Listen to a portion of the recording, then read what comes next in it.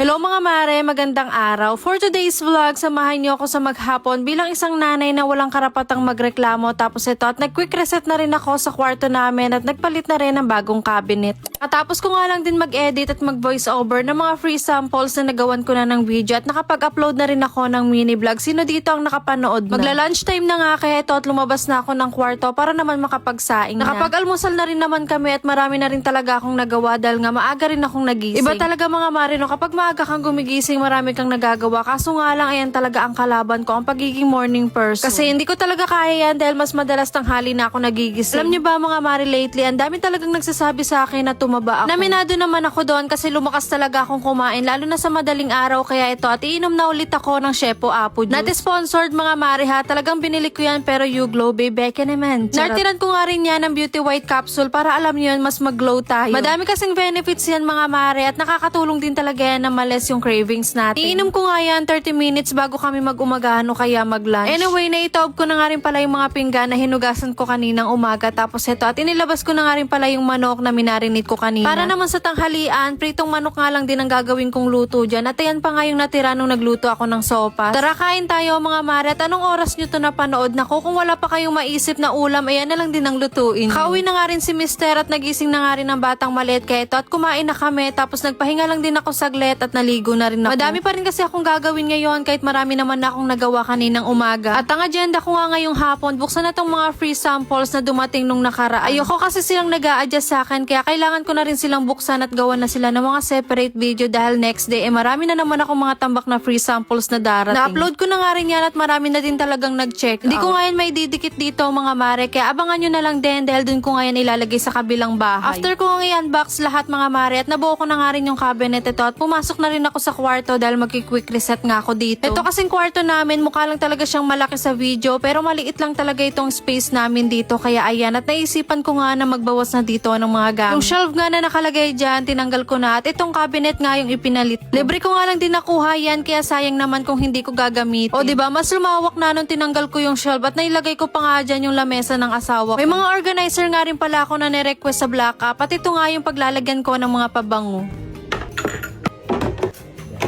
Mas malawak na nga yung working area ni Mr. dito at makakapag-work na siya ng maayos. At pagbukas ko nga ng laptop dyan mga mare, parang lalo akong sumipag kaya ito at nakapagpalit na rin ako ng bedsheet. Ang dami nga rin palang nagtatanong ng mga bedsheet set na nilalagay ko dito sa kama namin. Kaya kung bet nyo yung link, ilalagay ko na lang din sa comment section. And finally, nakapagpalit na rin ng mga gamit dito sa kwarto at mas lumawak na nga yung space namin. Magme-merienda time na nga kaya itong puting mais na binigay kagabi ng kuya at ate ko ay lulutuin ko na at ito na nga yung gagawin naming merienda. Alam nyo ba mga mare, hindi lang gamit dito sa bahay ang nire-request ko kasi nakakalibre rin talaga ako ng mga laruan para kay Atal. Kesa nga bumili ako sa mga mall at mapagastos pa, talagang nire-request ko na lang yan. Bilang isang nanay nga, sobrang saya ko kapag naaprubahan ako sa mga ganyan. O siya, hanggang dito na lang muna mga mare. See you on my next vlog. Bye!